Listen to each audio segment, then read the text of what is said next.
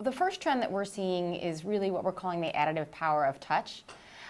Brands have always loved using the power of television with its sight, sound, and motion to tell stories.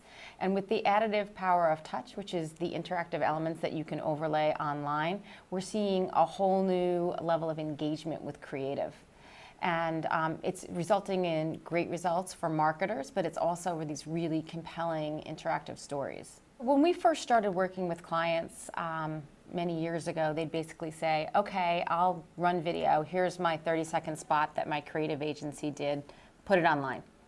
And we did that, and it's great, but that's an early medium kind of strategy.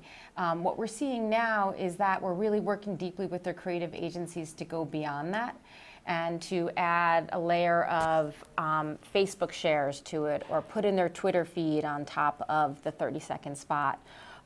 Bring in outtakes from the kinds of commercials that they've shot, footage that couldn't get on it, to run on the side in some sort of way. So doing something that's a little bit different, that makes their television creative more social, more shareable, or tells a deeper story than they were able to tell just in that 30-second spot that they had online. From a time point of view, it's the same amount of time. It's 15s and it's 30s. What it is there's this extra dimension on top of it. So there's the pre-roll, but on top of that, there's a graphic overlay that can have a Facebook edition, it can have a Twitter feed, it can have a coupon, click to, a game.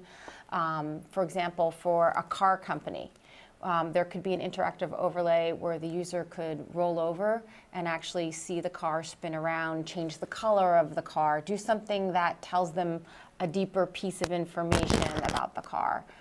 They could go on Facebook directly from the ad to post about the car. What we're seeing across the board is a rise of accountable buying. There's always been that saying in advertising, I know half of my advertising works, I just don't know which half.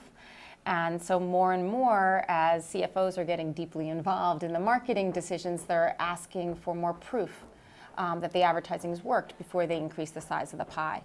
So at Tremor, we've pioneered a model called cost per engagement, where the marketer only pays when the user actually leans forward and engages with the ad on some of those interactive elements that we were talking about a few minutes ago. We see that trend increasing. A year and a half ago, it was virtually 0% of our business. Now it's about 20% of our customers are buying on a cost per engagement basis. And that's in the interactive space. What we're seeing in mobile is that model is even more compelling, because in mobile, advertisers are just very concerned that nobody's actually watching the ad. So the model of only paying when the ad is actually running is so appealing. There's a big concern in mobile that the ad may be running, but my phone's over there in the corner, or I left it in my purse and so nobody saw it. So if the consumer actually leans forward and taps on the ad, swipes, goes for more information, you're only paying for that. That's giving them the comfort that the mobile advertising's worked. We're looking at screen agnostic buying, and we're moving our technology to be able to allow planners and buyers to look at it in that kind of way. It's still a nascent category, but the way that we think about our product strategy and the way that we think about the products that we can offer to marketers are really so that they can move seamlessly across the 4 screens, because we've heard that that's the way that the media agencies are going. We characterize Tremor, I think the best way to think of us from a media standpoint is really Hulu 2.0. It's the premium content and the premium environment that advertisers and marketers have come to love about Hulu. But we also have the scale that's more in line with what they love about YouTube. And we have the technology and analytics layer that they love about a lot of the data companies out there. We see video as complementary to TV versus cannibalizing it, hence the whole focus on transmedia storytelling.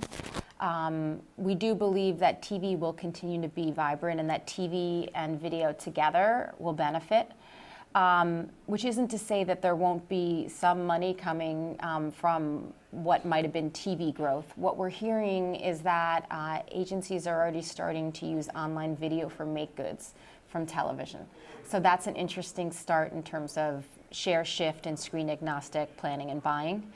We think the real sort of growth will come at the expense, though, of some other mediums that aren't as powerful for storytelling, that don't have that sight, sound, motion, and now touch.